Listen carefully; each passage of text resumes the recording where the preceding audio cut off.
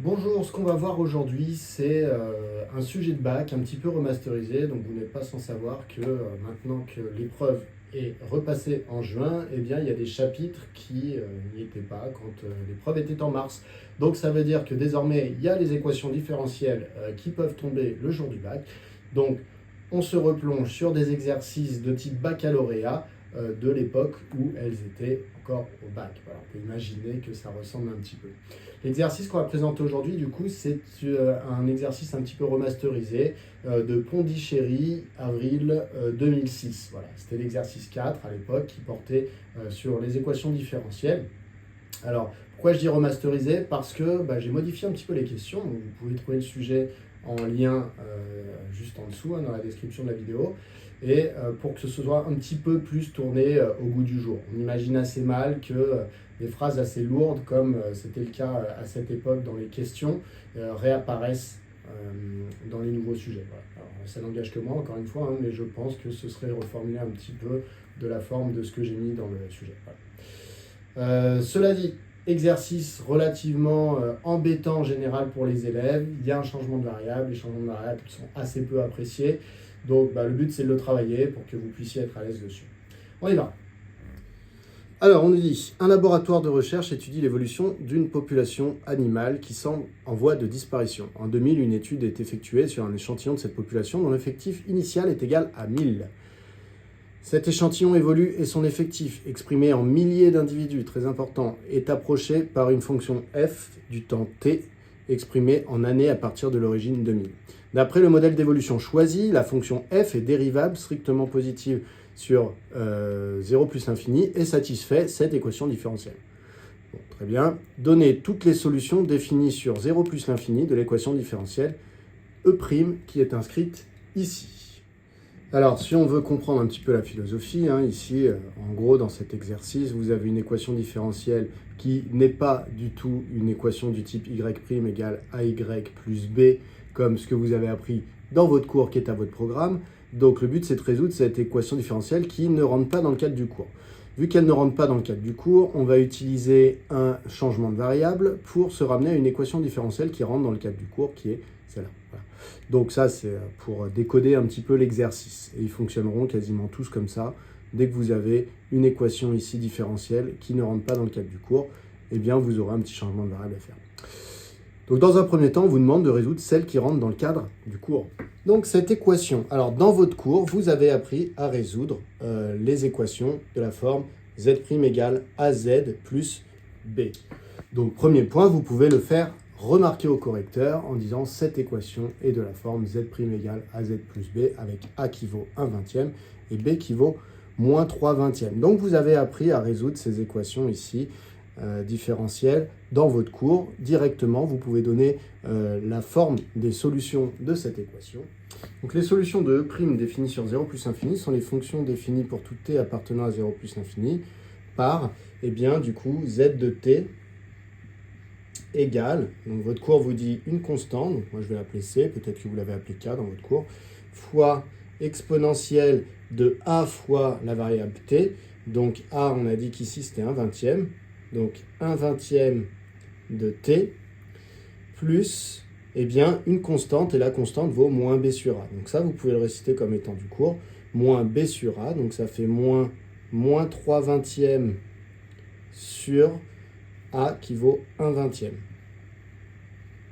Avec, on précise bien, que c peut être n'importe quel nombre réel.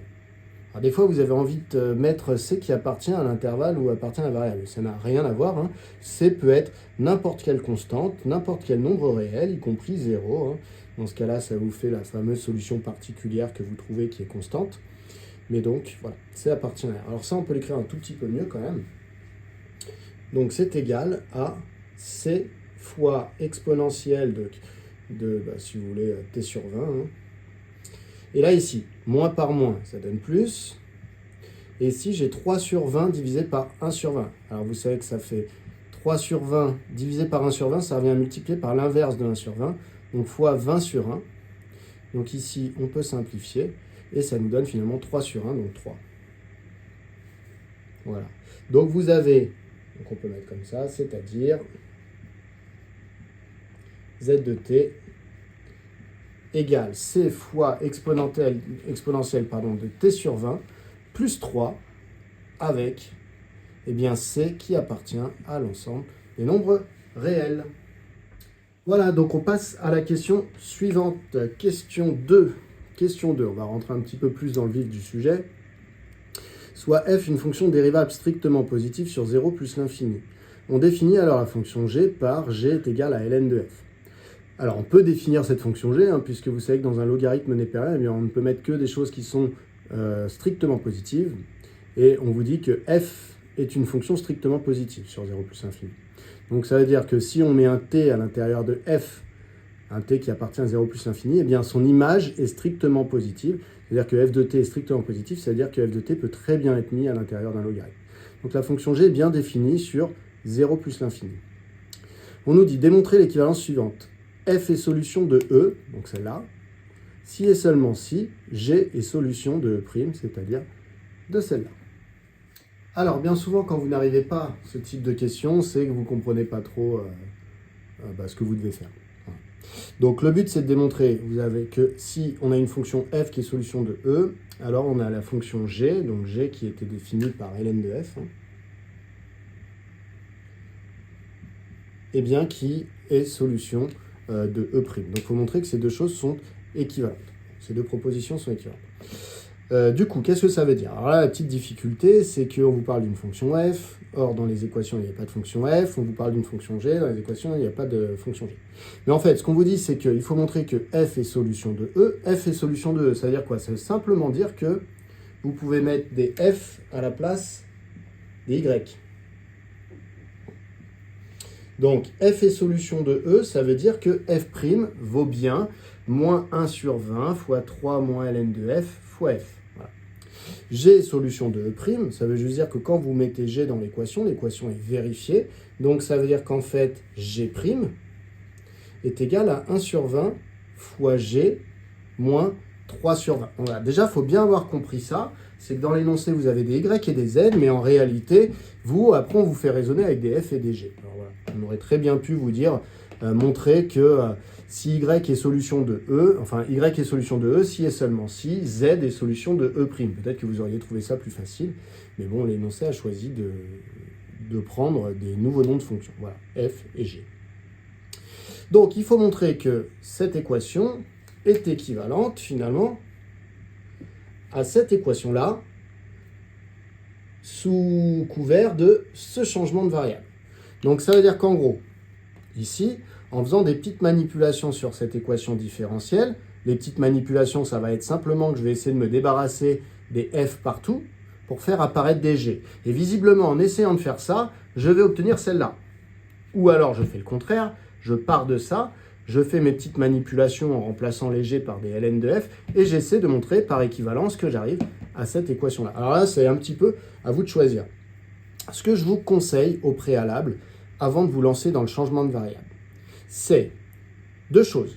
La première, ça va être ici, vous avez g en fonction de f. Il va falloir que ici, vous exprimiez plutôt dans l'autre sens, plutôt le changement de variable f, plutôt en fonction de g. Donc vous savez que g vaut ln de f, mais que vaut f à partir de la fonction g. Ça va être la première chose. La deuxième chose vous intéresserait, puisque dans les équations ici, vous avez besoin des dérivées, vous intéresserait à ce que c'est que, par exemple, la dérivée de g. Voilà. Donc ça, c'est deux choses à faire. Donc, je vais effacer, je vais garder ça pour l'instant, et puis je vais faire les deux petites choses dont je vous parlais. Alors là, le changement de variable, c'est g égale ln de f. Un autre changement de variable qui est assez classique, c'est g égale 1 sur f. Voilà, c'est vraiment des exercices assez classiques. Il y a une vidéo qui est déjà faite sur ça sur la chaîne YouTube, n'hésitez pas à aller la voir. J'efface, et on fait les deux petites choses dont j'ai parlé. Donc première chose, premier conseil que je vous ai donné, c'est que vous avez g qui est exprimé à partir de f. Essayez d'inverser cette relation. Donc du coup, ici vous avez g qui est égal à ln de f. Si vous appliquez l'exponentielle sur chacune de ces deux fonctions, vous allez obtenir que exponentielle de la fonction g est égal à exponentielle de la fonction ln de f. Ici, c'est parce que l'exponentielle, c'est une fonction qui est strictement croissante, donc ce sera toujours vrai ici. Et donc, c'est équivalent à dire que exponentielle de g est égal en fait à la fonction f. Donc si g vaut ln de f, f vaut exponentielle de g. Ça, c'est la première chose à voir. Alors, certains verront ça comme un abus de langage. Hein. Là, je suis sur des équivalences avec des fonctions. Certains vont dire, oui, bah, ici, on devrait plutôt qu'écrire e de g, plutôt écrire exp de g. Donc, je vous laisse écrire exp de g si vous préférez, considérant qu'on parle de fonctions ici. Voilà. Sinon, on utilise cette notation-là. Du coup, g égale ln de f, si et seulement si, blablabla. Très bien. Ensuite, deuxième chose que je vous ai conseillé, c'est d'essayer de voir au niveau des dérivés ce que ça allait donner. Que vaut la dérivée de g. Donc vous avez g qui est égal à ln de f. Donc ça veut dire que g' va être égal à quoi? Alors quand vous avez une fonction composée avec une autre fonction, vous savez qu'on a, donc par exemple ici du ln, d'habitude vous avez appris la formule avec ln de u. ln de u, vous savez que ça donne u' sur u. Donc ln de f, ça vous donne f' sur f. Voilà. Une fois que vous avez ces deux éléments-là, franchement, après, pour passer d'une équation à l'autre, ça redevient relativement facile. Du coup, bah, je vais vous montrer comment on pourrait faire. Si vous partez d'elle, voilà.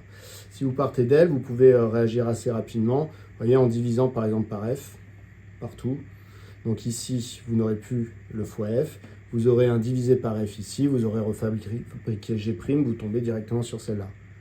Vous faites le contraire, sinon, hein, vous remplacez g' dans celle-là, vous partez de celle-là, vous remplacez g' par f' sur f, g par ln de f, et c'est pareil, ça va être réglé en 2 secondes. Alors, moi, si vous voulez, je vais partir de là, et je vais essayer de recréer le f' sur f pour avoir bien g' sur la gauche. Comme ça, j'aurai déjà le g' qui est là, et puis on va bien voir ce qui se passe. Voilà, donc dire qu'une fonction f est solution de E, bah, c'est dire qu'il y a cette égalité. Donc on a cette égalité, si et seulement si quoi? Avec le changement de variable ici, donc f, on a dit que c'était une fonction qui était strictement positive, je vous rappelle. Donc puisqu'elle est strictement positive, ça veut dire qu'elle ne s'annule jamais, ça veut dire que j'ai droit de la mettre dans un dénominateur. Ça, c'est la première chose importante. Du coup, je peux diviser par f, ce qui me donne f' sur f égale à, bah, du coup, moins 1/20 fois 3 moins ln de f. ln de f qui vaut, je vous rappelle, g, donc moins g. J'ai donc divisé par f, et ici, vous pouvez mettre car f ne s'annule pas. Ça, c'est très important. Sur R plus étoile. Voilà, puisqu'on a dit qu'il a été défini sur R plus étoile. Du coup, eh bien là, ici, vous avez refabriqué directement G', donc c'est équivalent à dire que G' est égal à, et puis alors là, bah, vous pouvez développer un petit peu, donc ça donne moins 3 sur 20, moins par moins plus 1/20 de G. Et là, vous vous rendez compte que vous retombez pile sur l'équation E'.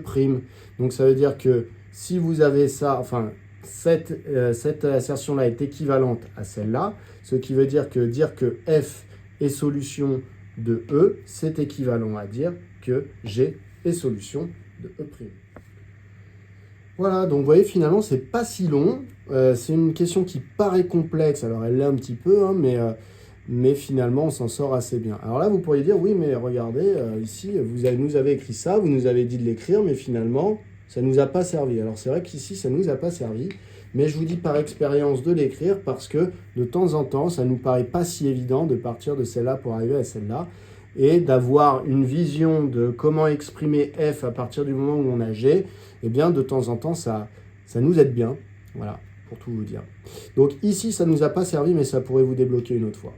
Donc quand on ne sait pas trop, on se lance un petit peu, on écrit ces deux choses, et après tout devient plus clair. On passe à la question petit b du coup.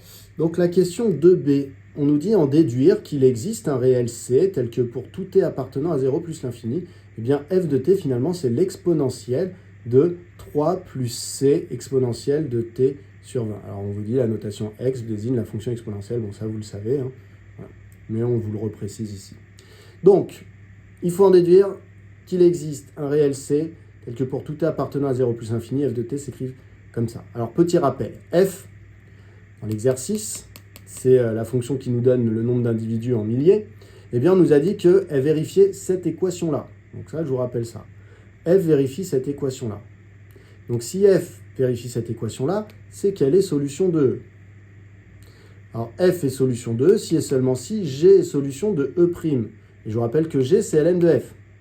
Donc ça veut dire quoi? Ça veut dire que si f est solution de cette équation, la fonction G qu'on pourrait fabriquer comme étant ln de f, f, je vous rappelle, c'est la fonction qu'on cherche, eh bien, elle est solution de cette équation. Or, les solutions de cette équation, on les connaît. On les a faites dans la question 1. Donc, ça veut dire que les fonctions G ici, c'est les solutions de cette équation qu'on connaît. Donc, on va pouvoir remplacer G par les solutions qu'on a trouvées tout à l'heure et retrouver F. Alors, comment on va pouvoir retrouver F une fois qu'on connaît G? Eh bien, on va faire la petite manipulation qu'on a vue à la question d'avant et qui ne nous avait pas servi. Alors, la seule chose que je connais sur f pour l'instant, c'est qu'il y a les solutions de l'équation E. Ça, c'est dit dans l'énoncé au départ. On nous dit, voilà, f qui régit l'effectif de je ne sais plus quoi, eh bien, c'est solution de l'équation différentielle E. Donc, f est solution de E. Or, qu'est-ce qu'on vient de prouver juste avant? Eh bien, on a prouvé juste avant, la question de A, que f est solution de E si et seulement si G est solution de E'. Mais G, c'est qui? G, on nous a dit que c'était ln de f. Donc, finalement, je peux très bien remplacer dans ma phrase. Or, f est solution de E si et seulement si ln de f est solution de E'. Mais les solutions de E', on les a trouvées déjà dans la question 1. Donc, on va rappeler la tête qu'elles ont. Donc, c'est un nouvel argument qu'on rajoute. On dit de plus, les solutions de E' définies sur 0 plus l'infini sont les fonctions définies pour tout t appartenant à 0 plus l'infini par z de t égale c fois exponentielle de t sur 20, donc ça je vous rappelle on l'a trouvé dans la question 1, plus 3 avec, eh bien, c qui peut être n'importe quelle constante réelle. Voilà. Donc qu'est-ce qu'on peut en tirer comme conclusion? On peut en tirer comme conclusion que ln de f peut s'écrire sous cette forme-là. Donc s'écrire sous cette forme-là, ça veut dire qu'il existe un C appartenant à R, un C bien particulier, qui fait que, eh bien, ln de f va avoir une expression comme ça avec le C bien particulier. Donc il existe C appartenant à R, tel que pour tout T appartenant à 0 plus l'infini, eh bien on a ln de f de t qui est égal à C fois exponentielle de t sur 20 plus 3. Voilà. Alors peut-être que vous dites, pourquoi vous étiez avec du ln de f et maintenant vous mettez du t? C'est parce que vous voyez, je savais très bien que de ce côté-là, j'allais avoir la variable t, et donc je préfère repasser du coup avec les variables et avoir des égalités ici sur des expressions et pas simplement sur des fonctions. Voilà. C'est la petite subtilité. Du coup, que vaut f de t? Si on connaît le logarithme népérien de f de t, finalement on peut connaître f de t en appliquant la fonction exponentielle ici des deux côtés. Donc ça, finalement, ça veut donc nous dire que donc, f de t est égal à exponentielle de c fois exponentielle de t sur 20 plus 3. Voilà, donc il existe bien c appartenant à R, tel que pour tout t appartenant à 0 plus l'infini, eh bien f de t est égal à exponentielle de c exponentielle de t sur 20 plus 3. Voilà qui vient conclure la question. On arrive du coup à la dernière question. La dernière question, c'est en utilisant la condition initiale donnée dans l'énoncé, déterminer la fonction f modélisant l'effectif exprimé en milliers d'individus de l'échantillon du contexte de l'exercice. Alors la condition initiale, on la recherche dans l'énoncé, elle est ici, on vous dit en 2000, une étude est effectuée sur un échantillon de cette population dont l'effectif initial est égal à 1000. Alors faites attention parce que f, on nous a dit qu'il a été exprimé en milliers d'individus. Donc si la population a un effectif de 1000, ça veut dire que ça fait 1 millier d'individus. Donc ça veut dire qu'au début, votre fonction f, donc à l'année 2000, donc c'est f de 0, puisque t représente le temps passé à partir de l'origine 2000. C'est-à-dire qu'en 2000, il s'est passé 0 années, donc ça veut dire que t vaut 0, donc ça veut dire que f de 0 doit être égal à 1. Voilà. Donc la condition initiale, c'est f de 0 est égal à 1. Du coup, on cherche à savoir à quoi est équivalente la condition initiale f de 0 égale 1. Donc f de 0 est égal à 1, ça veut dire que ici, dans l'expression f de t, si vous remplacez t par 0, vous devez trouver 1. Donc je vais remplacer t par 0 ici. Donc ça donne exponentielle de c fois exponentielle de 0 sur 20 plus 3 qui est égal à 1. Voilà, donc maintenant j'efface ça, j'en ai plus besoin. Hop, et donc mon but c'est de résoudre cette équation qui a pour inconnu la fameuse constante. Donc c'est équivalent à dire que exponentielle de... Alors ici on a exponentielle de 0. Exponentielle de 0, je vous rappelle, ça vaut 1. Donc ça fait c plus 3, puisque c fois 1 ça donne c, égale 1. Ici, on continue à résoudre. Donc ça nous donne, ici, si je veux désormais que c plus 3 ne soit plus dans l'exponentielle, j'applique le logarithme népérien. Donc ça fait que ln de l'exponentielle de c plus 3, c'est égal à ln de 1. Donc ça, c'est car la fonction logarithme népérien est strictement croissante sur 0 plus l'infini ouvert en 0. Hop. Ce qui est équivalent du coup à dire que ln exponentielle se neutralise, donc que c plus 3 est égal à ln de 1, mais ln de 1 c'est 0. Donc c'est équivalent à dire que c, en fait, la constante qu'on cherche, vaut moins 3. Donc finalement, pour tout t appartenant à R+, eh bien, on a que f de t est égal à, on reprend la forme qu'on avait trouvée dans la question 2b en remplaçant c par moins 3, donc c'est exponentielle de 3 moins 3 du coup, puisque normalement j'avais plus c, donc ça fait plus moins 3, donc moins 3 exponentielle de t sur 20. Voilà. Voilà, donc comme je vous avais dit, eh bien, l'exercice n'est pas simple. Maintenant, il n'y a pas tellement de types d'exercices différents qui peuvent vous être demandés pour les équations différentielles. Donc c'est soit un exercice extrêmement simple où vous appliquez la formule qu'il y a dans la première question de l'exercice, soit vous arrivez sur des exercices avec changement de variable. Donc il faut vous habituer, c'est pas infaisable, travaillez un petit peu dessus, vous allez voir, vous allez rapidement vous en sortir. À bientôt!